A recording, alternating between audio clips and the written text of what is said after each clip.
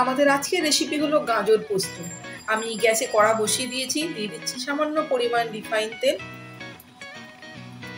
আর এর মধ্যে দিয়ে দেব সামান্য পরিমাণ কালো জিরে। আমি গাজর আর আলু কেটে ধুয়ে রেখেছি, দুটো মাঝারি সাইজের টমেটো কেটে ধুয়ে রেখেছি, কিছু ধনেপাতা কুচি ধুয়ে রেখেছি, আর নিয়েছি দুটো বুলেট কাঁচা লঙ্কা, এটা কুচিয়ে রেখেছি। এটাও আমি তেলের মধ্যে ফোড়নে দিয়ে দিলাম। লঙ্কাটা আমার ভাজা হয়ে গেছে, এর মধ্যে আমি দিয়ে দেবো ধুয়ে রাখা গাজর, দিয়ে এটাকে ভালো করে লাল করে ভেজে নিই। আমার সবজিটা 5 মিনিট মতো আমি ভেজে নিয়েছি। এরপর আমি পরিমাণ মতো লবণ দিয়ে দেবো,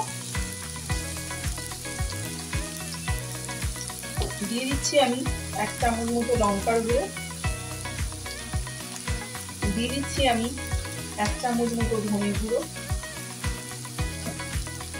2 চামচ মতো হলুদ গুঁড়ো,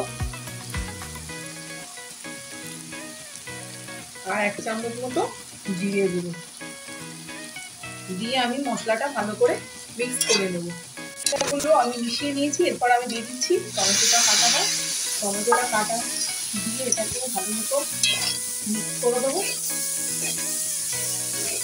টমেটো আমি মিক্স করে নিয়েছি। এর মধ্যে আমি দিয়ে দেবো 2 চামচ গোটা পোস্তটা আমি বাড়বো না, গোটাই থাকবে।